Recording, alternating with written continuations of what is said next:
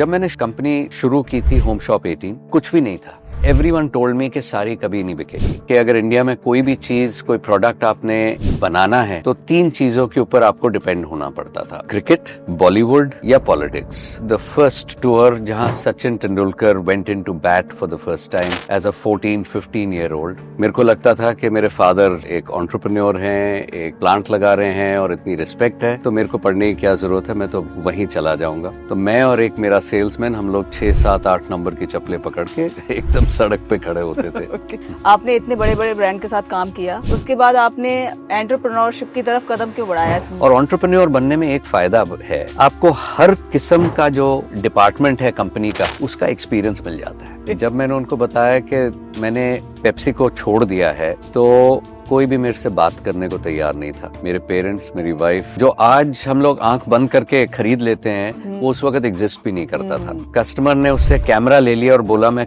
Cash लेके आ रहा हूँ, और पिछले दरवाजे से वो निकल गया। To sell a piece of jewellery on television without touch and feel was literally like an impossible task. किसी की एनिवर्सरी थी, उसने फूल ऑर्डर किए, एनिवर्सरी आज थी, फूल हफ्ते बाद पहुंचे। जैसे आपको खर्चे की हैबिट हो जाती है, दिखावे की हैबिट हो जाती है, वैसे ही आपको इन्वेस्टमेंट की हैबिट डालनी चाहिए। Finding the right partner in all respects will give you the maximum happiness in your life और the maximum sorrow in your life.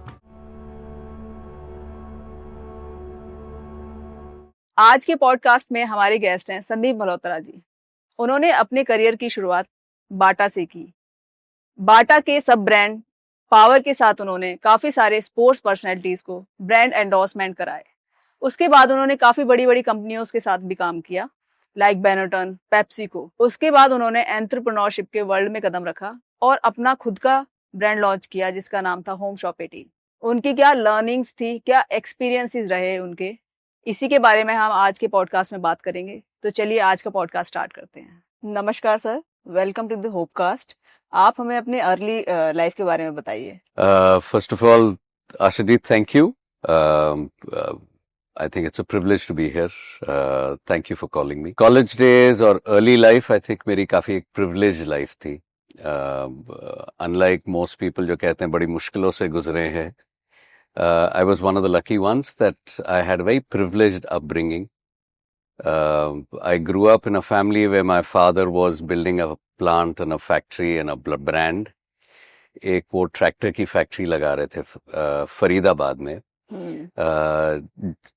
Tractor का ब्रांड था आयशर।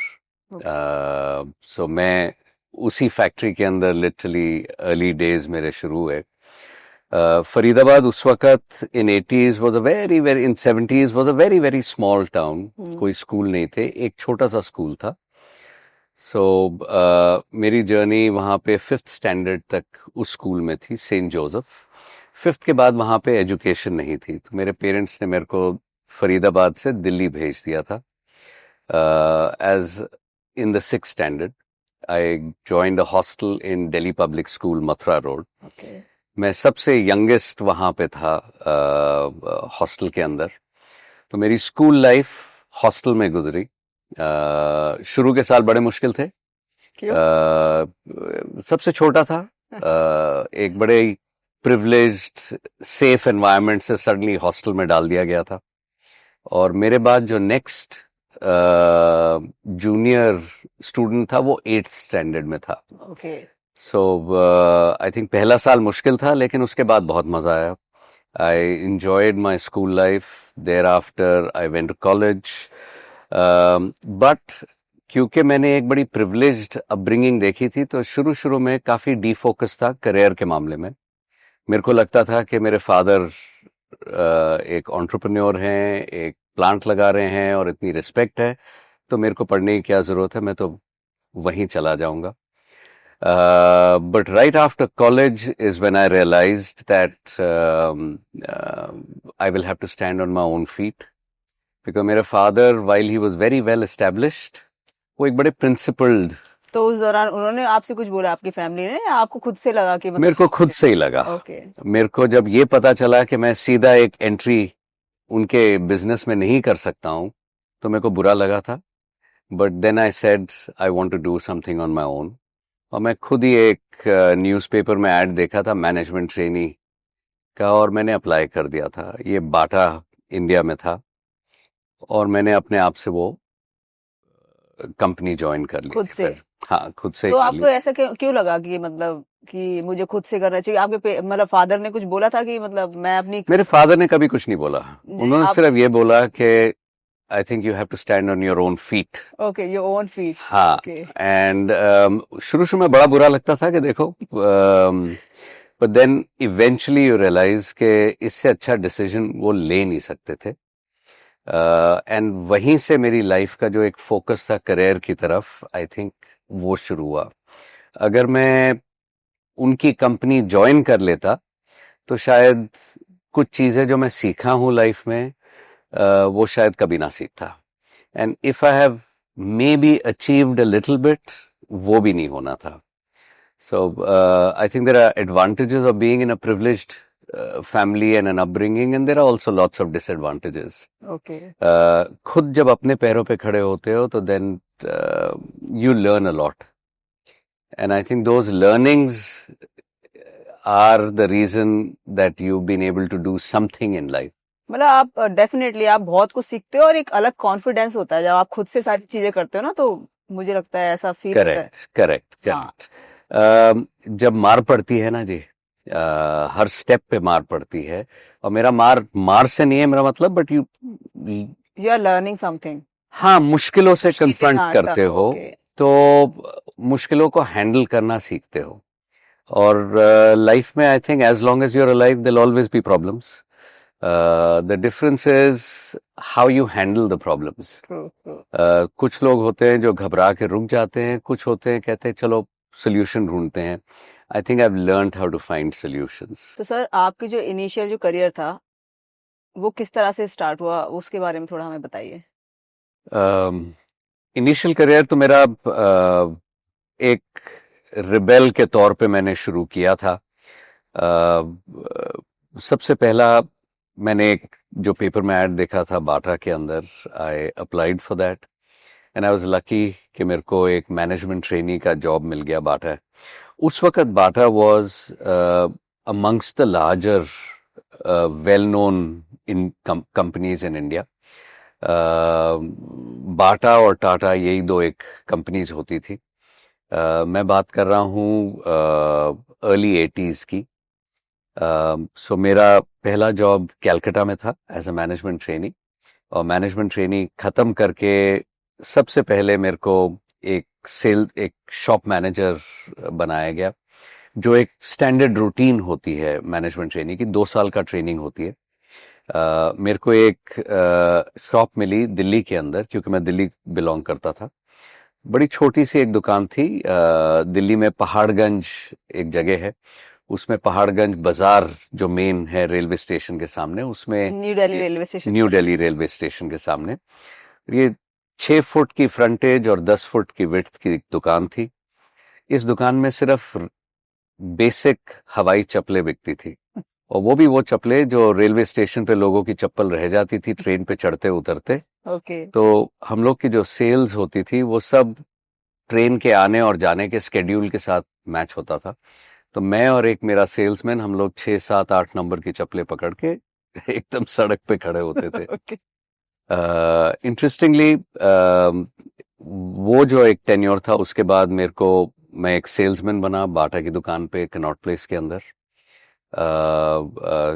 ये सबसे बड़ी दुकान थी हमारी। एक बहुत ही इंटरेस्टिंग जर्नी थी, क्योंकि जैसे मैंने आपको बोला, एक बड़े प्रिविलेज्ड फैमिली से और फिर एक सेल्समैन आप बन रहे हो। एक यही सवाल है मेरे जो जहन में आ रहा है कि जो आप इतनी अच्छी फैमिली से बिलोंग करते थे, एकदम से इतनी छोटी शॉप जो आपने बताया कि पहाड़ी में करते थे, तो आपको थोड़ा सा ऐसा नहीं लगता था कि मैं क्या कर रहा हूँ? मतलब मैं इतनी अच्छी से ना, हर कोई थोड़ा सा ये भी करता है, मतलब उसको थोड़ा शर्म भी आता है कि यार मैं इतनी अच्छी फैमिली से मैं बिलोंग करता हूँ और मैं अभी यहाँ पे काम कर रहा हूँ, तो ऐसा कभी फील नहीं हुआ आपको? होता था, बट उससे ज्यादा एक पैशन थी कि कुछ अपने पैर पे खड़ा होने की कोशिश अच्छा। कर रहा हूँ मैं। मैं आपको एक बड़ा अच्छा इंसिडेंट बताता हूँ। मैं जब कनॉट प्लेस की शॉप में सेल्समैन था, तो उसके मेज़नाइन फ्लोर पे लेडीज का सेक्शन था, मैं वहां पे था। तो एक दिन मेरी मदर आई वहां पे शॉपिंग करने के लिए, तो वो शूज खरीद रही थी, मैं अंदर स्टोर रूम में था, तो मैंने सेल्समैन को बोला कि ये कस्टमर मैं हैंडल करूंगा, ओके। और मैं जूते लेके नीचे जो स्टूल होता है वहां पे बैठ गया, और उनको पहला जूता पहनाया, उन्होंने पहन लिया, दूसरा पहनाया तो शी सडनली रियलाइज कि तो मेरा ही बेटा है नीचे बैठा हो, एंड शी स्टार्टेड क्राइंग, रोना शुरू कर दिया उन्होंने। तो मतलब उन्होंने आपको सीपी के स्टोर में देखा तो इतना रोना शुरू हो गया, अगर वो उस वाली शॉप में आपको उन, देख लेती तो फिर क्या होता? उनको पता था कि चलो ये किसी कंपनी में काम कर रहा है, लेकिन क्या कर रहा है उनको ये नहीं पता था। Okay. तो जब उनको एक होता है ना एज अ पेरेंटल थिंग के ये काम कर रहा है वो, एंड तो she was very upset. But शाम को जब मैं घर आया तो there was obviously a lot of tension, but my father then said that whatever he is doing is the right thing. And I think वो सीख सबसे ज़रूरी थी मेरे लिए, दैट कुछ भी करो, वट एवर बिग और स्मॉल द जॉब इज, अगर आप उसको एक पैशन के साथ करते हो तो it always works out well. I think that's where I started. I was pretty lucky कि मेरा मैनेजमेंट ट्रेनिंग का जो 2 साल का प्रोग्राम था वो एक साल में कट हो गया। ओके। और instead of going into retail and sales, मेरे को एक ब्रांड की अपॉर्चुनिटी मिली। उस वक्त कंपनी एक स्पोर्ट्स ब्रांड शुरू करना चाहती थी, और स्पोर्ट्स ब्रांड का नाम था पावर।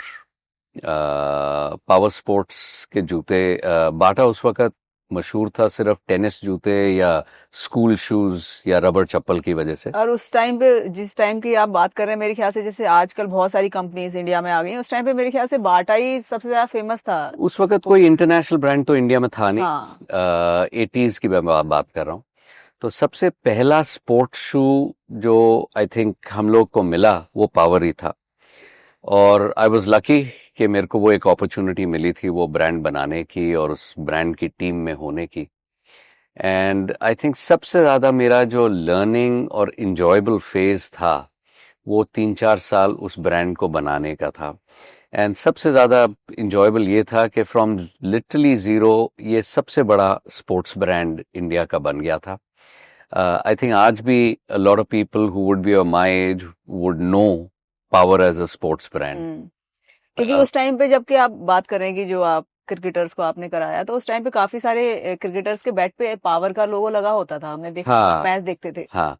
सो हम लोगों ने एक उस वक्त आई थिंक एक जो करेक्ट डिसीजन था वो ये था कि अगर इंडिया में कोई भी चीज, कोई प्रोडक्ट आपने बनाना है तो 3 चीजों के ऊपर आपको डिपेंड होना पड़ता था, क्रिकेट, बॉलीवुड या पॉलिटिक्स और रिलीजन।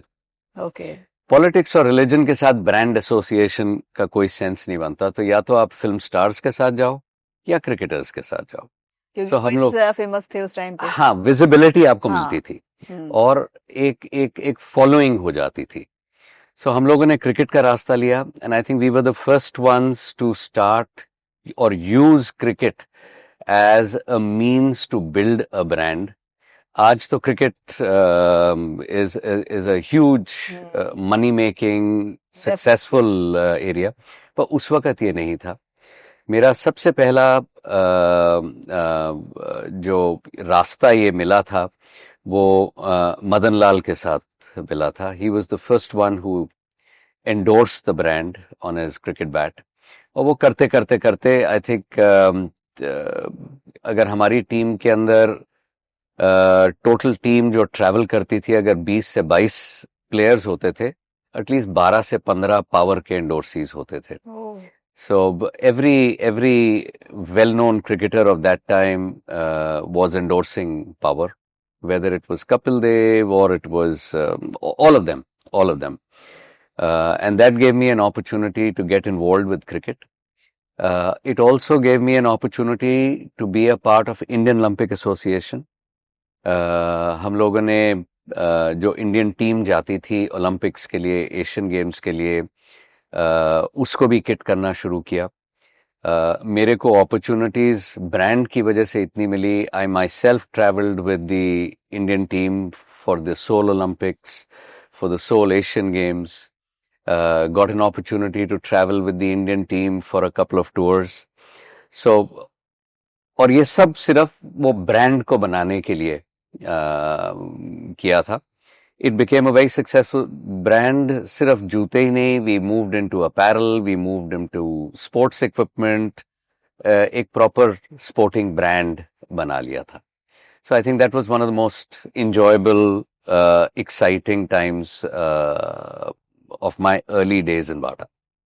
तो उस टाइम पे जब आप ट्रेवल कर रहे थे इंडियन टीम के साथ तो बहुत सारे इंसिडेंट होंगे जो आप मतलब फनी मोमेंट्स हो सकते हैं. I'm not too sure if I can share everything, but I think I was lucky to be in the.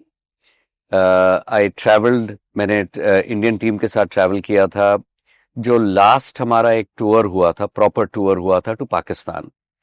I think that was the only tour जिसमें Srikanth was the captain. That was also the first tour जहां Sachin Tendulkar went into bat for the first time as a 14-15 year old at Sialkot. Okay. So I had the opportunity of seeing him bat for the first time. हमारा batting strength थी और पाकिस्तान की bowling strength थी. उनके पास bowlers थे, amazing bowlers like Imran Khan, Wasim Akram, Sikandar Bakht, Waqar Yunus. They had an amazing bowling team. और हमारी उस वक्त मजाक करते थे, हमारी जो बॉलिंग टीम थी, I think it was the only vegetarian pace bowling attack in the world with all three of our pace bowlers were vegetarians. Okay. So that was what it was. But I think that was a high point of my travel with the Indian cricket team. And I think वही एक tour था जिसमें Shrikant was the captain. That was the only tour in which he was the captain. Yeah. जो आपने जो cricketers के साथ travel किया तो उस टाइम आपने क्या मतलब सबसे बड़ी सीख क्या ली उनके साथ ट्रेवल करके? I think cricketers के साथ travel करके सीख तो from a career point of view I can't identify one. It was the most enjoyable for a young person to be traveling with the team, associating with one of the world's greatest cricketers. वो मजा ही कुछ और था. There was a high, but I think the overall learning that I had was starting from a time के जहाँ I wasn't sure I'm capable of hard work and a focused hard work. I think my early years in Bata taught me the value of hard work regardless of what you do, what you achieve. I think सबसे जो बड़ी सीख मेरे लिए थी, जो एक then which has helped me throughout my life was the value and the importance of persistence, hard work. ये सभी कहते हैं, but that's what I had learned. तो सर आपकी आफ्टर बाटा जो जर्नी थी आगे की वो किसके साथ थी? So after 10 years in Bata, मैं I think from selling shoes, I moved to selling apparel. Again, retail के अंदर ही था. I joined a company called United Colors of Benetton. I headed their sales and marketing for the SAARC countries. तो ये कौन से year की बात बता रहे हैं आप? I think 91. उस टाइम पे बेनेटन आ गया था इंडिया में? बेनेटन उस वक्त एक अकेला ग्लोबल अपैरल ब्रांड था जो इंडिया में आ चुका था. Okay. एंड काफी वेल एस्टेब्लिश था. मेरी रिस्पॉन्सिबिलिटी थी इंडिया, श्रीलंका, मालदीव्स, नेपाल, ये एरिया देखने की. मैंने 5 साल फिर बेनेटॉन के साथ किया. So initial 10 years in Bata and then 5 years in Benetton, largely retail. उसके बाद मेरे को एक opportunity milli from retail to go into FMCG and consumer facing products. I joined PepsiCo. PepsiCo 6 साल मैंने PepsiCo में लगाए. I moved on. मेरी last assignment executive vice president sales की थी. अगेन बहुत ही एक इंजॉयबल फेज मेरा. पहली बारी एक इतने बड़े ग्लोबल ब्रांड के साथ काम करने की अपॉर्चुनिटी मिली. और एक रियलाइजेशन मेरे को वहां पे जो सबसे ज्यादा थी वो ये थी कि चाहे वो इतना बड़ा ब्रांड हो, but at the end of the day बहुत ही सिंपल ऑपरेशन है. एक बेवरेज कंपनी है जिसको एक 10 रुपए की ड्रिंक हर कोने में पहुंचानी है. उसमें कोई टेक्नोलॉजी नहीं, कोई कुछ नहीं, it was purely a brand driven company. सबसे ज्यादा सीख मेरे को वहां मिली, not so much from the company, जितना मेरे को क्वालिटी ऑफ पीपल जिनके साथ मैंने काम किया। Okay. Exceptionally bright people. I think some of the best people that I learned from and worked with. और वो आज भी मेरे सबसे करीबी दोस्त हैं सब। सर आप कौन कौन है, बता सकते हैं उनके नाम? All of them, I don't, नाम मत लो, not the right thing, but किसी का नाम छूट गया बुरा लगेगा। तो वहां पे आई थिंक सबसे जो एक एक एक बड़ी सिंपल चीज सीखने को मिली वो थी पैशन। पेप्सी और कोका कोला इतनी स्ट्रॉन्ग डुओपली और एक राइवलरी थी कि अगर आपका ट्रक कोक के ट्रक से 2 मिनट लेट पहुंच जाता है तो आपका बिजनेस खत्म हो जाता है। 2 मिनट? हाँ हाँ हाँ। सो और उसमें जो रियलाइजेशन थी कि आप चाहे जितना मर्जी पैसे खर्च कर लो, एक्चुअल जो सेल्स होती है, जो ब्रांड की वैल्यू पता चलती है, वो एक पान वाले के पास पता चलती है। और वो इस तरीके से कि अगर आपको गर्मी लग रही है और आप बोलते हो पेप्सी चाहिए है, और अगर पान वाला आपको कहता नहीं पेप्सी नहीं, मेरे पास कोक ठंडा है, तो आप कोक ले लेते हो। पेप्सी गर्म है। हाँ, तो जितना मर्जी आप ब्रांड वैल्यू और ब्रांड रिकॉल के लिए पैसा खर्च कर लो, at the end of the day अगर वहां पे आपका प्रोडक्ट करेक्टली नहीं है तो आपका ब्रांड बिकता नहीं है। तो बड़ा सिंपल बिजनेस था, but it was totally driven by the passion to sell. And I think वो एक चीज मैंने सीखी, इनकलकेट की, जो आज तक whatever I'm doing, I think is the most important learning out of the Pepsi. Sir अभी आप पेप्सी पीते हैं या कोक पीते हैं?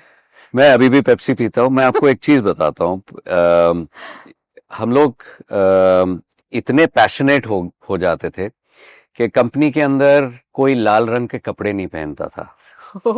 ओके, आई स्टिल रिमेम्बर, एक नया जनरल मैनेजर ज्वाइन किया था फ्रॉम सम कंपनी, और उसकी वाइफ ने शायद उसको एक बड़ा अच्छा, आई स्टिल रिमेम्बर, बड़े अच्छे ब्रांड का एक लाल रंग का ब्राइट रेड पुलोवर दिया था, विंटर के दिन थे, और वो पहन के आया था। उसका पहला हफ्ता था कंपनी में, and you won't believe it, everyone in the office ganged up. उसका बाय लंच टाइम उसका स्वेटर उतर गया था और छोटे छोटे पीसेस हो गए थे, but that was the passion.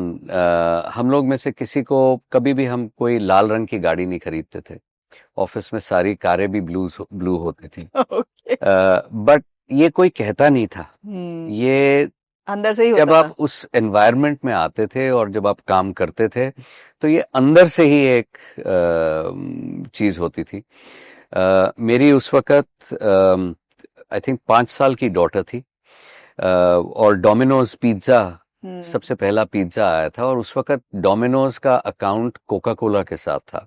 सो जब भी आप डोमिनोज ऑर्डर करते थे घर पे तो कोक का कैन आता था, और माय डॉटर जब भी वो ऑर्डर करती थी उसको पता था कि डैड अभी घर आएंगे, उससे पहले ही वो सर्वेंट को वो कोक का कैन किराने पे भेज के पेप्सी के कैन से चेंज करवा लेती। सो और ये कभी कहा नहीं, बट ये एक अपने आप से ही वो फीलिंग आती थी कि एक लॉयल्टी है और एक फाइट है मार्केट में। So that is what I meant, that it was a very passionate sort of an environment. आपने इतने बड़े बड़े ब्रांड के साथ काम किया, उसके बाद आपने एंटरप्रेन्योरशिप की तरफ कदम क्यों बढ़ाया? इसके पीछे क्या कारण था? देखो, लिटरली 20 साल कॉर्पोरेट वर्ल्ड के बाद कई बारी मेरे को जो अपॉर्चुनिटीज मिल रही थी आगे, वो ज्यादातर सेम किस्म की थी, और मेरे साथ आई थिंक कई बारी बाय एक्सीडेंट अच्छी चीजें हो जाती हैं, not necessarily by some kind of a plan. मेरे को कुछ ऑफर्स आ रहे थे लार्ज ब्रांड्स, लार्ज कॉर्पोरेट्स के साथ, और एक अपॉर्चुनिटी मेरे पास आई थी कि भाई कुछ नया करना है, इन द डिजिटल वर्ल्ड मेरे को बड़ा एक्साइटिंग लगा और स्कैरी भी था, बट मैंने वो एक डिसीजन ले लिया कि नहीं, कुछ नया करते हैं। ये 2006 की बात है।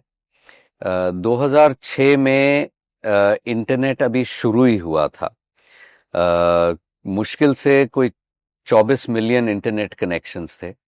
ब्रॉडबैंड बहुत ही स्केची था, आपका कनेक्शन कुछ ज़्यादा ठीक होता नहीं था। तो जब आपने ये डिसीजन लिया तो आपको डर नहीं लगा कि इतना अच्छा कॉर्पोरेट करियर आपका बिल्कुल बंदा, मतलब बहुत अच्छा बना करियर, आपने एकदम से स्विच किया, तो कहीं ना कहीं डर नहीं था इसके पीछे? जिस दिन डिसीजन लिया उस दिन डर नहीं लगा, बट जब डिसीजन ले लिया था उसके बाद बहुत डर लगा। ओके। और मैं आपको बताऊं, वो एक टाइम ऐसा था 2006 का।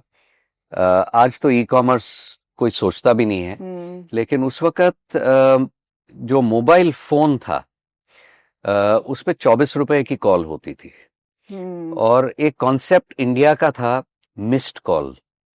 अगर कोई चाहता था कि आप उसको फोन करो तो आप उसको मिस्ड कॉल करते थे ताकि आपके पैसे ना लगे। बहुत ज्यादा, हाँ, बहुत महंगे और थे इंटरनेट था नहीं। ओके।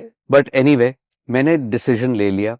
लेने के बाद जब मैं घर वालों को अपने बताया कि मैंने ये डिसीजन ले लिया, पहले तो मैं उनको बताया नहीं कि मैं क्या डिसीजन था। जब मैंने उनको बताया कि मैंने पेप्सी को छोड़ दिया है, तो कोई भी मेरे से बात करने को तैयार नहीं था। मेरे पेरेंट्स, मेरी वाइफ, उन्होंने समझा कि इसका दिमाग खराब हो गया। इतना अच्छा करियर एकदम से चल रहा है, सब ग्लोबल ब्रांड, अच्छी पोजीशन, और आप सडनली सारा कुछ छोड़ छाड़ के एक एंटरप्रेन्योर बनने की कोशिश कर रहे हो। और उस टाइम पे ये चलन भी नहीं था ना एंटरप्रेन्योरशिप का। अभी तो जैसे बहुत मतलब वो किया जा रहा है कि आप एंटरप्रेन्योर बनो, नया बिजनेस करो। उस टाइम पे चलन भी नहीं था ये वाला। हाँ, 2006 में एंटरप्रेन्योर या अर्ली 2000s में एंटरप्रेन्योर वही बनता था जिसका करियर चलना ही रहा हो। तो हाँ, ये एक था। सो ऑब्वियसली सबको ये लगा कि गलत डिसीजन है। ऊपर से मैं अगर बताऊं कि मैं क्या करने लगा हूं, वो और भी गलत लगता था। मैंने जब बताया कि मैं जब मैंने उनको बोला कि मैं पेप्सी छोड़ दी है, तो उन्होंने बोला चलो ठीक है, आपने डिसीजन ले लिया, बट करोगे क्या? तो ऐसे मैं अब एक होम शॉपिंग बिजनेस शुरू करूंगा। जैसे ही मैंने ये बोला तो I remember my mother and my wife were sitting. उन्होंने बोला कि आप एक सोना बेल्ट बेचोगे? उस वक्त एक होता था कि आप ये बेल्ट पहन लो और आपका हाँ पेट कम हो जाएगा, या आप रुद्राक्ष कोई पहन लो तो आपके सारी प्रॉब्लम दूर हो जाती। तो इस किस्म की चीजें उस वक्त बिकती थी, और वो भी रात को 1 बजे 2 बजे अजीब अजीब टाइम पे बिकती थी। तो उन्होंने बोला अब आप ये यंत्र वंत्र बेचोगे तो अपना करियर छोड़ के? तो मैंने कहा मैं ये नहीं बेचूंगा, बट मैं इसी चीज को कोई नए तरीके से करूंगा। तो आपका क्वेश्चन था कि मेरे को घबराहट नहीं हुई, मेरे को बहुत डर लगा। पहला 6 महीने मेरे को लिटरली पता नहीं चला कि मैं सही कर रहा हूँ, गलत कर रहा हूँ। एंड लिटरली हर रोज मैं शाम को जब घर आता था तो मैं सोचता था कि मैं यहाँ से कैसे निकली। और मतलब बहुत ही बोल्ड डिसीजन था ये आपकी लाइफ का, मुझे लगता है। हाँ, एक बहुत ही आप कह सकते हो उस वक्त लग रहा था बहुत गलत डिसीजन भी था। आपको फील हुआ ऐसा? हाँ, शुरू में तो हर रोज हो रहा था, बट जो मेरे इन्वेस्टर थे नेटवर्क 18 एंड स्पेशली 2 जने, राघव बहल और हरीश चावला, आई थिंक उनसे मेरे को बहुत कॉन्फिडेंस मिला। और जो मेरे इन्वेस्टर थे सैफ पार्टनर्स, रवि अदुसुम अली, ये लोगों ने जो कॉन्फिडेंस दिया मेरे को कि हम कुछ नया कर रहे हैं, डिफरेंट है, इसको नए सिरे से हर चीज सोचनी है। आई थिंक वो एक बड़ा एक्साइटिंग था। पहले 6 महीने डिफिकल्ट थे, बट जैसे चीजें बनती गई और वो बनते बनते कब 10 साल निकल गए, आई think that was one of the most enjoyable, exciting, और वहां पे जो मेरे को सीख मिली है हर किस्म की, वो पिछले 20 साल में भी चाहे मेरे को नहीं मिली हो। So that was, I think, difficult to start, but one of the most fulfilling times of my life. जब मैंने कंपनी शुरू की थी होम शॉप 18, कुछ भी नहीं था, और जो भी था इससे मिलता जुलता वो वही था जो मैं करना नहीं चाहता था। और सबसे मुश्किल चीज थी कि नॉर्मली क्या होता है कि अगर आप कोई कंपनी शुरू करते हो तो आप उनको अपने साथ लगाते हो जिनको कुछ एक्सपीरियंस हो, कुछ नॉलेज हो। यहाँ पे वही लोग थे जिन्होंने टेली शॉपिंग की थी। उन्होंने सोना बेल्ट, रुद्राक्ष, ऐसी ऐसी चीजें ही बेची थी। तो मेरे पास कोई ये भी नहीं थे लोग कि जिनको मैं अपने साथ हाँ, जिनसे मेरे को एक्सपीरियंस मिल जाए। मैं कभी अपने आप कोई टेलीविजन चैनल चलाई नहीं थी। सो हर चीज ही नहीं थी। हर चीज शुरू के पहले 2 साल बहुत गलतियां की, जो भी किया वो गलत ही किया। बट करते करते करते वी बिल्ट 2 चीजें जो ठीक की। एक, मेरे बहुत क्लैरिटी था कि मैं जो भी करूंगा मैं टेली शॉपिंग की तरह नहीं करूंगा। मैं कोई भी चीज बेचूंगा वो एक ब्रांडेड या क्वालिटी प्रोडक्ट ही होगा। मैं कोई ये अजीब सी चीज नहीं बेचूंगा जो ऐसा कुछ नहीं बेचूंगा। और मैं एक 24 आवर टेलीविजन चैनल बनाऊंगा। 24 आवर? हाँ। मैं ये रात को 12 बजे 1 बजे स्लॉट्स लेके नहीं बेचूंगा, क्योंकि उस वक्त सिर्फ आपको एक रशियन डब्ड शो अजीब अजीब टाइम पे चलते थे। सो आई स्टक टू दैट। 2 साल बहुत दिक्कत हुई, बहुत लर्निंग हुई, but I'm glad I did that because we built India's first 24-hour channel, home shopping channel. We also sold only branded products. We became the largest alternate distribution channel for big brands like Panasonic, Motorola, Samsung. Sold cameras, sold apparel, sold sarees, sold jewelry. Not only that, हमने एक I think country का पहला experiment एक omni channel business के लिए किया था। Omni channel से मेरा मतलब जो टेलीविजन पे भी है, इंटरनेट पे भी है और मोबाइल पे भी है। इससे पहले किसी ने ये किया नहीं था। आज की डेट में तो मोबाइल फर्स्ट स्ट्रैटेजी है, because you buy and sell, you interact on your mobile. जब 2006 में मैंने शुरू किया था, जैसे मैंने आपको बताया कि सिर्फ 24 मिलियन इंटरनेट कनेक्शन थी इंडिया के अंदर। उस वक्त कोई 250 मिलियन हाउस होल्ड्स थे, 255 मिलियन हाउस होल्ड थे, और तकरीबन 150 मिलियन हाउस होल्ड्स के अंदर टेलीविजन चैनल था, एक टीवी था। सो सबसे पहले मैंने वो टीवी यूज किया कि रीच वहां से मिलेगी। फिर उसी का रिफ्लेक्शन एक वेबसाइट पे किया, एंड देन चलते चलते मोबाइल किया। So there were a lot of firsts that we did. Challenges तो बहुत ज्यादा आए होंगे, क्योंकि उस टाइम पे तो जो आपका कंज्यूमर था इस तरह का था ही नहीं कि बिना टच करे कुछ सामान लें। हर कोई जाता था तो देख के अच्छे से मतलब अगर कोई कपड़े ले रहा है तो अच्छे से पहन के देखेगा, तब बाय करेगा, उसका मटेरियल देखेगा। और लेकिन इस टाइम पे आपने जो स्टार्ट किया वो बिल्कुल डिफरेंट, लोगों का माइंडसेट भी उस टाइम पे ऐसा नहीं था। तो चैलेंजेस तो बहुत आए होंगे आपके, मतलब बहुत ज्यादा चैलेंजेस। एक पूरा इकोसिस्टम जो आज हम लोग आंख बंद करके खरीद लेते हैं, वो उस वक्त एग्जिस्ट भी नहीं करता था। सबसे बड़ा चैलेंज था कंज्यूमर कॉन्फिडेंस का। और जो आपने बात बोली कि विदाउट टच एंड फील आप कोई चीज खरीद लो, वो उस वक्त एग्जिस्ट ही नहीं करती थी। मैं कपड़ों की बात नहीं कर रहा हूं, आप कोई 10,000 रुपए का कैमरा बिना हाथ लगाए, उसको अच्छे से टच करे, सारे फंक्शंस देखे बिना, वो खरीद लो, या एक मोबाइल फोन खरीद लो, ज्वेलरी खरीद लो, या for a woman to buy a sari. Okay, ये सब चीजें हर एक के अंदर, हर प्रोडक्ट कैटेगरी के अंदर कुछ सीखने को मिला। और वो आहिस्ते आहिस्ते आहिस्ते हम लोगों ने बनाया। बट हाँ, सबसे पहला चैलेंज था कंज्यूमर कॉन्फिडेंस। वो कंज्यूमर कॉन्फिडेंस बिल्ड करना सबसे जरूरी था। आई थिंक 2-4 चीजें हमने की। एक, जेन्युइन प्रोडक्ट बेचा। We were the first ones who gave a 30-day money back guarantee. आज की डेट में एवरी ब्रांड डज दैट। उस वक्त for a company to give a guarantee कि भाई अगर आपको चीज पसंद नहीं आती है तो आप वापस कर तो दे। इससे तो ऑब्वियसली कंज्यूमर का कॉन्फिडेंस बढ़ेगा कि अगर पसंद नहीं आएगा तो वापस हो जाएगा, कोई दिक्कत ही नहीं है। हाँ। करेक्ट। सो कंज्यूमर कॉन्फिडेंस एक था। उसके बाद था इकोसिस्टम बनाना। I think we were one of the first ones who did cash on delivery. Okay. और 2006 की बात कर रहा हूं मैं। उस वक्त हम 8-10 कंपनियां ही थी, फ्लिपकार्ट, स्नैपडील, पेटीएम, हम जो इस बिजनेस में आए थे। और कैश ऑन डिलीवरी का जो हम बड़े आसानी से कह देते हैं कि हम कैश ऑन डिलीवरी पे खरीद लेते हैं, लेकिन उस वक्त कुरियर बॉयज को सिखाना और कुरियर कंपनीज का प्रोटोकॉल बनाना कि कैश ऑन डिलीवरी को मैनेज कैसे करना है, उसको इंश्योर कैसे करना है। मैं आपको एग्जांपल देता हूं। शुरू शुरू में हमने कैश ऑन डिलीवरी तो कर दिया। किसी ने कैमरा खरीदा, कस्टमर ने, उसने कैमरा ऑर्डर कर दिया, कुरियर डिलीवर करने गया, कस्टमर ने उससे कैमरा ले लिया और बोला मैं कैश लेके आ रहा हूं, और पिछले दरवाजे से वो निकल गया। फिर मैं दूसरे आपको बताता हूँ। कुरियर के बच्चों को 2,500-3,000-4,000 रुपए तनख्वाह मिलती थी। सही बात है। कस्टमर ने उसको 10,000-15,000 रुपए दिए, वो कुरियर का लड़का ही गायब हो गया।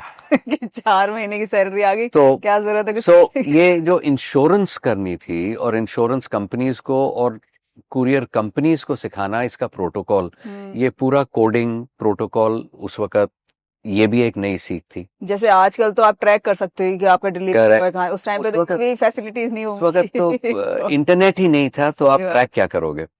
सो ये सारा कुछ एक एक स्टेप पे सिखाना। 24 घंटे का एक टेलीविजन चैनल बनाना जो सिर्फ माल बेच रहा है, वो पहली बारी करा।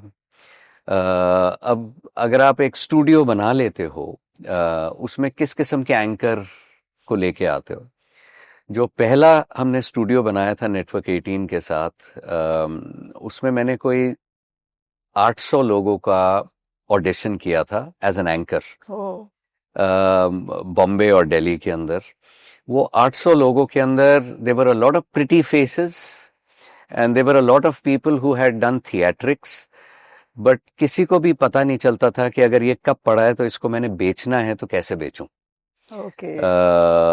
So after 800 odd auditions, I couldn't even select one. Then we finally picked up salesmen from companies. No, nothing at all. Genuine housewives, salesmen from different companies, जिनको आहिस्ते आहिस्ते हमने ट्रेनिंग करना शुरू किया. And then finally we built a 24-hour channel. We built 7 studios which were running simultaneously, and built a team of about, मेरे को correctly याद भी नहीं, but I think producers, editors, anchors, पूरा of about 350 people. So वो पूरा एक ecosystem, एक television channel which was equipped on a 24-hour basis to sell products. And उसमें भी आपको कुछ एंकर चाहिए थे जो इलेक्ट्रॉनिक्स बेच सकते हैं, कुछ एंकर चाहिए थे जो होम प्रोडक्ट्स बेच सकते हैं, कुछ एंकर चाहिए थे जो साड़ीज एंड अपैरल बेच सकते हैं. साड़ी से मैं आपको बताऊं,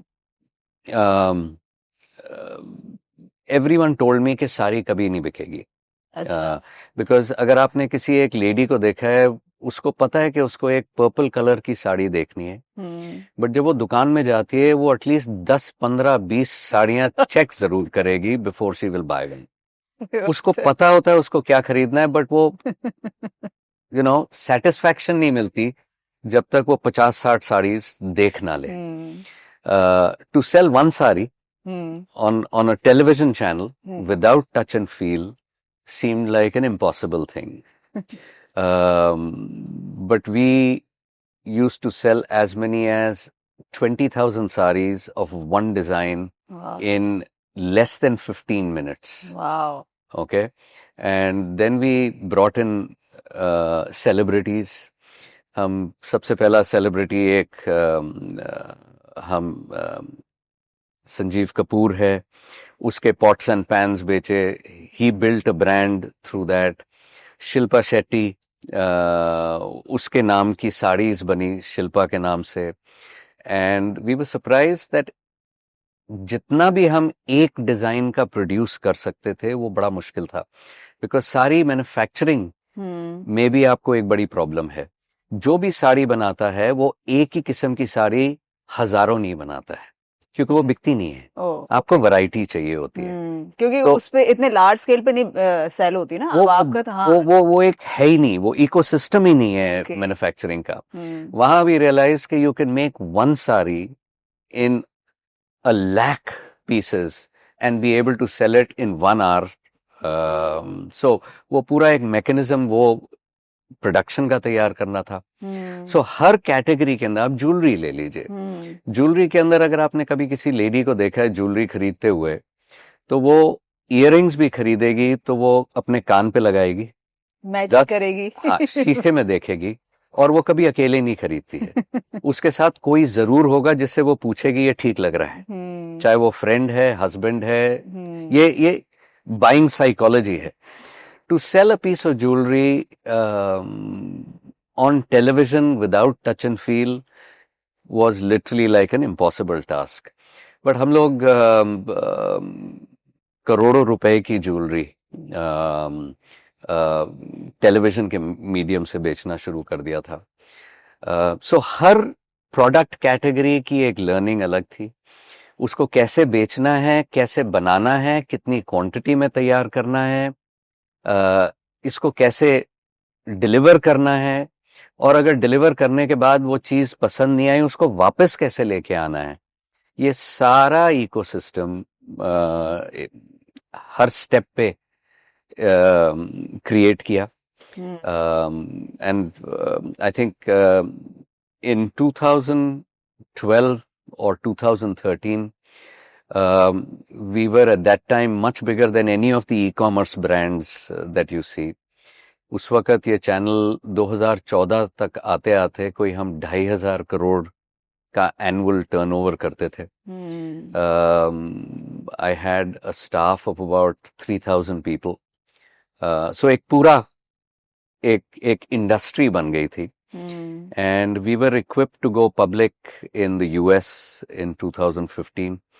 अनफॉर्चुनेटली वो पब्लिक जा नहीं सके हम for some reason, but we would have been the third country out of India to go public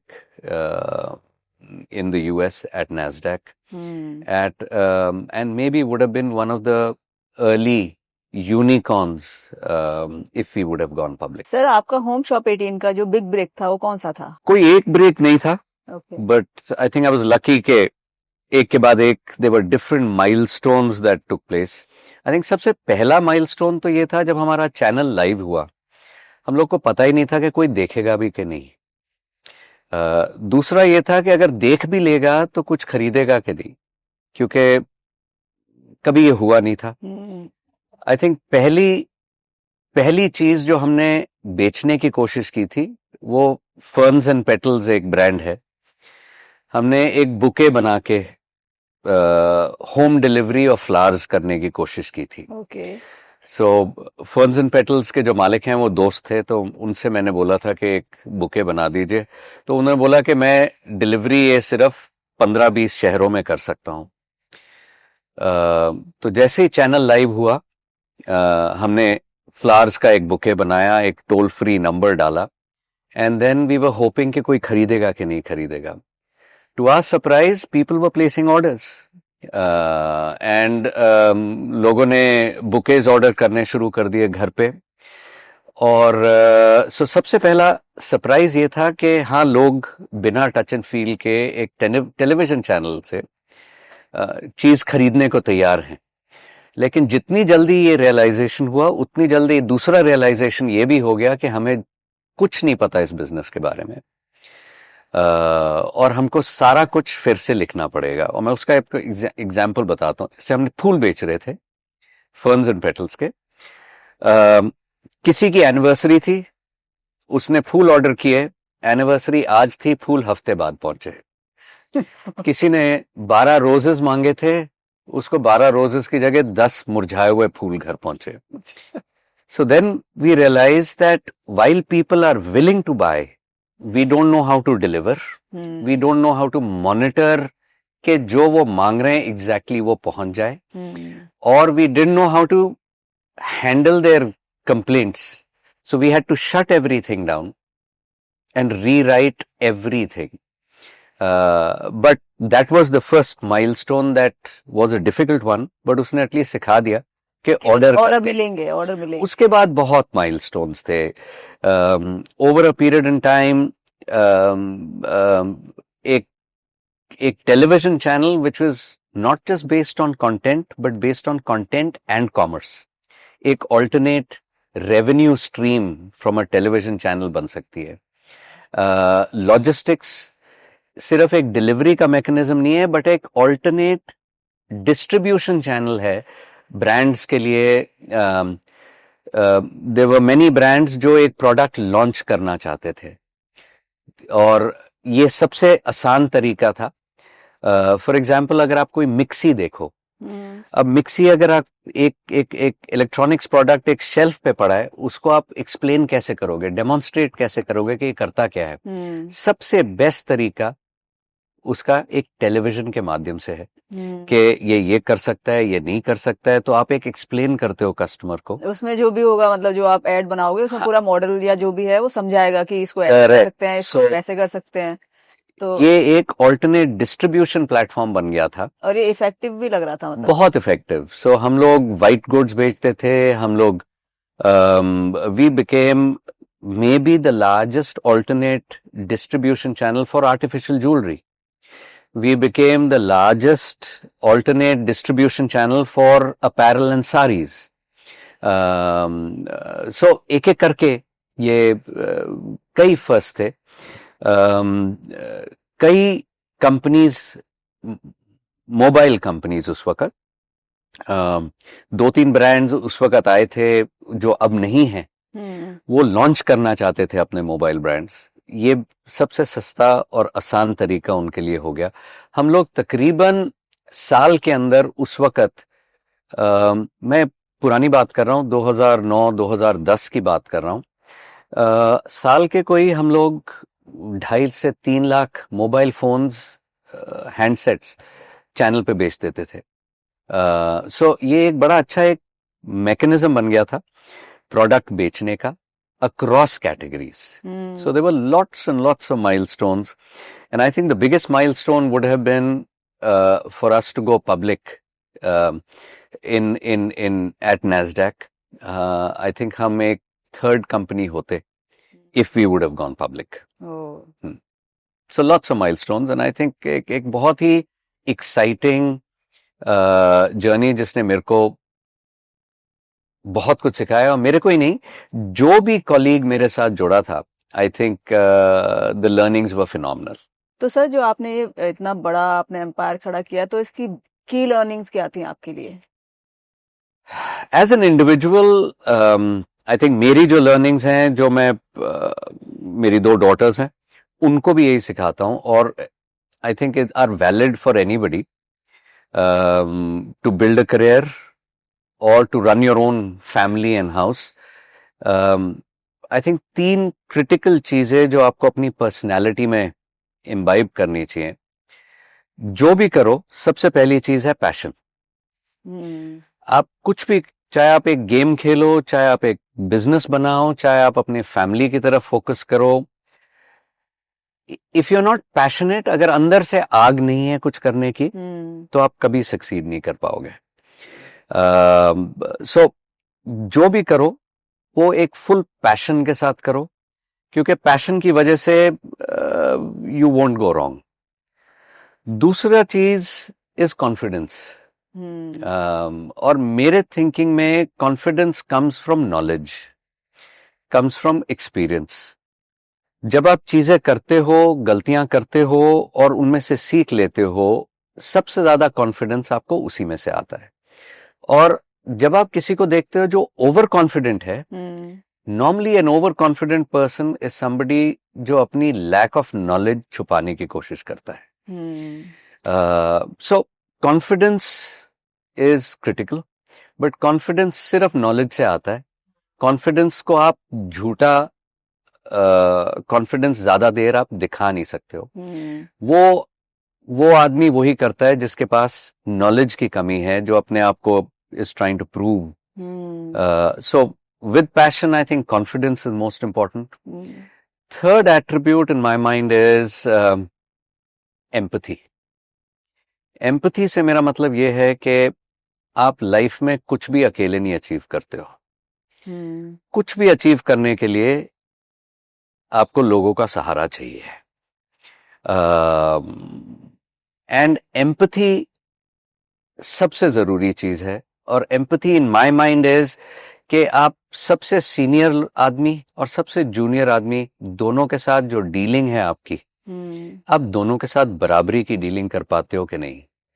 many of us know how to be very good to our bosses but not great to the junior most person in the company. So knowing how to step into the junior most person's shoes and the senior most person's shoes is, in my mind, empathy.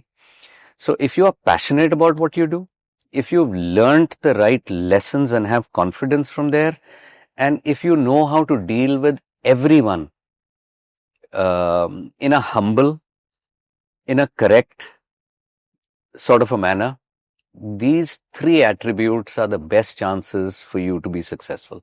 And successful not just in a job or a business or even with your friends. So I think if we can imbibe this in ourselves, और मेरे लिए I think मेरा जो journey रहा है career का, if I've seen successful people, all of them have had these three attributes. So I think these, in my mind, are the three most critical things. तो sir एक brand बनाने में partnership और एक strong team का कितना बड़ा role होता है? सिर्फ एक ब्रांड बनाने के लिए नहीं, पर अगर आपने लाइफ में कुछ भी अचीव करना है तो आपको पार्टनरशिप जरूरी है. जैसे कहते हैं ना कि अगर आपको जिंदगी में एक गलत बंदा साथ मिल गया तो आपकी जिंदगी खराब हो सकती है. True, very true. और वहीं अगर आपको एक सही बंदा साथ मिल गया तो आपकी जिंदगी बहुत अच्छी हो सकती है. कहां से कहां जा सकती है. करेक्ट. लाइफ में कोई भी आदमी चाहे कुछ भी कर रहा हो अकेला नहीं करता है. There's a beautiful saying which says कि अगर आपने दूर तक जाना है तो आप अकेले चलते हो, पर अगर आपने अच्छा सफर दूर तक तो आपको कोई साथ चाहिए होता है. सो हमेशा लाइफ में अगर कोई समझे कि मैं अकेला ही सब कुछ अचीव कर सकता हूं, आई थिंक शायद वो गलत है. आपको हर स्टेज पे, हर लेवल पे you need people, because they will always be people जो आपको कुछ सिखा सकते हैं, जो आपको सपोर्ट कर सकते हैं, और they will always be people who can do a job better than you. So I think बहुत जरूरी है that you know how to deal with people, how to interact with them, how to respect them, because आपको एक team के बिना, एक partner के बिना, कंपनी में फाउंडर्स के बिना आप कुछ भी नहीं कर सकते हो. हाँ, ये जरूरी है specially from a companies point of view कि जब आप एक कंपनी स्टार्ट करते हो तो जो आपके शुरू के जो लोग हैं वो सब कॉम्प्लीमेंट्री स्किल सेट्स के साथ हों. क्योंकि अगर सारे ही लोग सेम ही चीज में स्ट्रेंथ रखते हैं तो कहीं ना कहीं प्रॉब्लम हो जाएगी. तो अगर आप मार्केटिंग में तगड़े हो तो आपके पार्टनर को फाइनेंस में तगड़ा होना चाहिए. बट अगर सारे ही मार्केटिंग के हैं तो सबके आइडियाज कहीं ना कहीं क्लैश करते हैं. So identifying complementary skill sets is important, but you can't survive without a team, you can't succeed without a partnership. हमारी यंग जनरेशन को स्टार्ट करना चाहती है तो उनके लिए आपकी मतलब क्या सबसे टॉप एडवाइस क्या रहेंगी? देखो, जब मैंने एंटरप्रेन्योर बनने की कोशिश की थी तो बहुत गलत टाइम था. उस वक्त एंटरप्रेन्योर बनना एक पॉजिटिव तरीके से नहीं देखा जाता था. जिसकी लाइफ में कुछ और नहीं है तो वो एक छोटा सा धंधा कुछ शुरू कर लेता था. But आज I think if you are starting a business, it's the best time to become an entrepreneur. उससे better time नहीं हो सकता, because सिर्फ एक entrepreneur नहीं, even if you are a failed entrepreneur, you are still looked at positively. So I would suggest that जितना जल्दी life में आप कर सकते हो, क्योंकि उस वक्त आपके लाइबिलिटीज कम होती हैं. It is great to become an entrepreneur. It is great to start something of your own. But एक चीज याद रखना कि ये एक आपका ऑब्जेक्टिव बड़ा क्लियर होना चाहिए. अगर आप एक आइडिया को लेके कुछ शुरू कर रहे हैं और आपका आइडिया सिर्फ यही है कि मैंने पैसे बनाने हैं और जल्दी बनाने हैं, तो शायद आप ये ना ही करो तो अच्छा है. ये एक बहुत डिफिकल्ट लेंदी प्रोसेस है, एक जर्नी है. अगर आप इसको एंजॉय करने को तैयार हो और इसमें ज्यादा डाउन्स होंगे, अप्स बड़े कम होंगे. अगर आपके पास वो एटीट्यूड है, पर्सनालिटी है टू हैंडल द डाउन्स, तो जरूर करो. इससे एक्साइटिंग चीज नहीं हो सकती. अच्छे दिन कम नजर आएंगे, बुरे दिन ज्यादा होंगे, बट अगर आप में वो गट्स हैं, I think it's the best thing to do. I think that's the nicest thing to do, and it's respected. एक दो गलतियां भी करोगे और बिजनेसेस नहीं भी चलेंगे तो कोई आपको गलत नजर से नहीं देखेगा.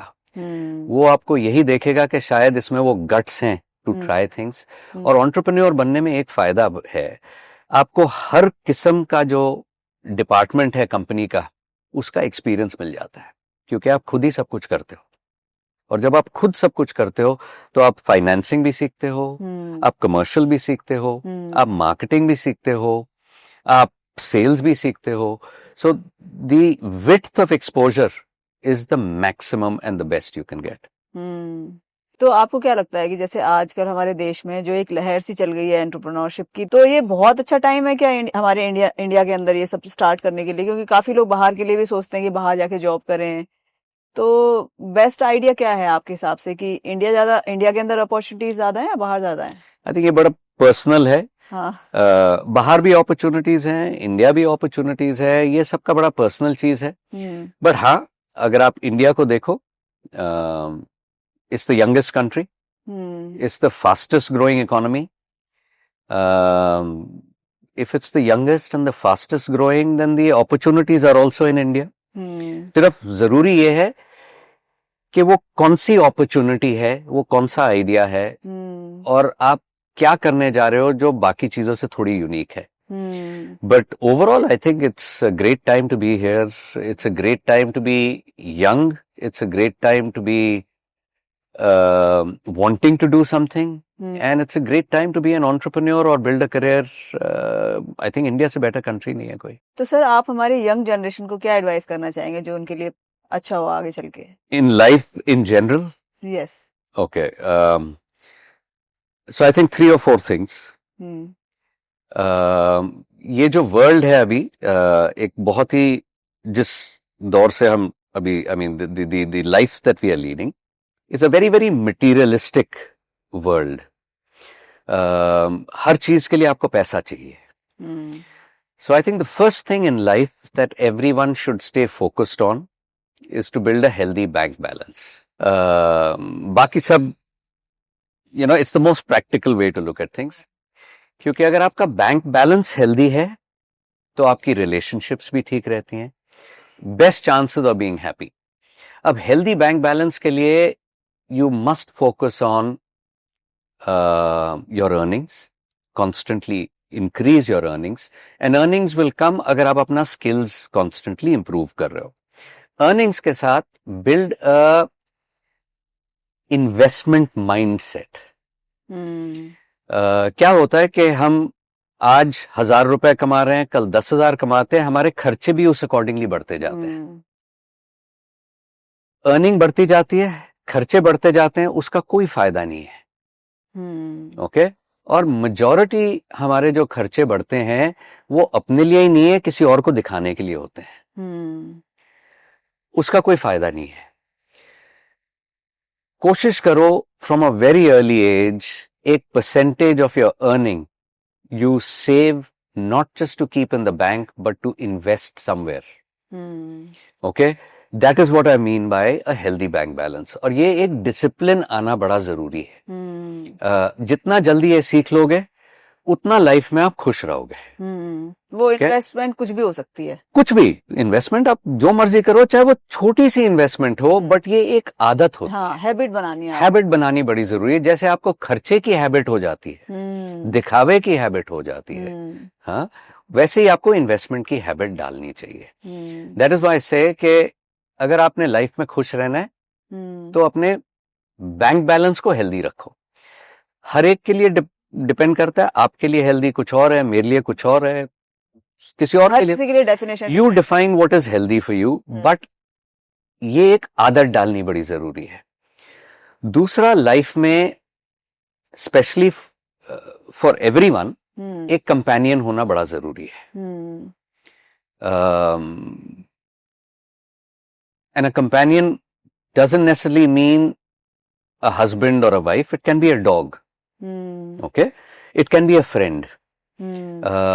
And for the younger generation, deciding who you marry, in my mind, is one of the most important decisions of your life. Okay? Many people may misunderstand me when I say that, but finding the right partner in all respects will give you the maximum happiness in your life or the maximum sorrow in your life. So finding a right companion is very, very important. Third thing I would think is play a sport. Play any sport, but play it for as long as you can live. Because a sport keeps you healthy. And fourth, find a hobby outside of your line of work. क्योंकि हम लोग अपने काम को भी hobby समझते हैं, but जैसे sport keeps you physically fit, a hobby keeps you mentally fit. So if you can find a hobby, anything, it could be painting, gardening, whatever. So find a hobby outside of your line of work. और अगर आपकी life में ये चारों चीजों पे tick mark है, I personally think you have the best chances of being successful and happy for the rest of your life, because जो भी आप कर रहे हो, end objective life का तो सिर्फ happiness है. True. So उसके अलावा तो nothing else matters. So if you can do these things, in my mind, you have the best chances of being happy. तो सर, जैसे आजकल यंग जनरेशन है, वो बहुत शॉर्टकट्स यूज करती है, मतलब अपने आप को वेल्दी बनाने के लिए या मतलब जल्दी पैसा कमाने के लिए, तो ये क्या राइट डिसीजन होता है उनका या नहीं? मतलब उसमें कुछ भी हो सकता है। कुछ लोग बहुत अमीर लड़के से शादी कर लेती हैं लड़कियां, कुछ लड़के बहुत अमीर लड़कियों से शादी कर लेते हैं कुछ और शॉर्टकट तरीके निकालते हैं पैसा बहुत जल्दी कमाने के। तो is it the मतलब ये मेरी, I don't think I have the experience or the knowledge to answer that question, but according to your experience, according to my experience, जिंदगी में शॉर्टकट में कुछ भी नहीं होता. ओके, जल्दबाजी में सिर्फ आप लॉटरी टिकट ही जीतते हो. वो भी किस्मत से हो जाता है, वो बार बार नहीं हो सकता. So nothing in life happens overnight. Just the same way as you don't grow up overnight, you can't build a business overnight. You can't establish a relationship overnight. हर चीज को वक्त देना जरूरी है. जल्दबाजी में जो भी करोगे नुकसान ही होता है. So I would suggest that stay invested in what you believe in, and don't expect quick results. They never happen. तो सर, हमें बहुत कुछ सीखने को मिला आपकी लाइफ के एक्सपीरियंसेस थे. थैंक यू सो मच कि आप हमारे शो में आए. तो thank you so much sir. नहीं, thank you very much. I hope आपने बहुत एंजॉय किया होगा. I have enjoyed and I am thankful that you've called me. I don't know if I've added value, but I enjoyed. Thank you so much. Thank you.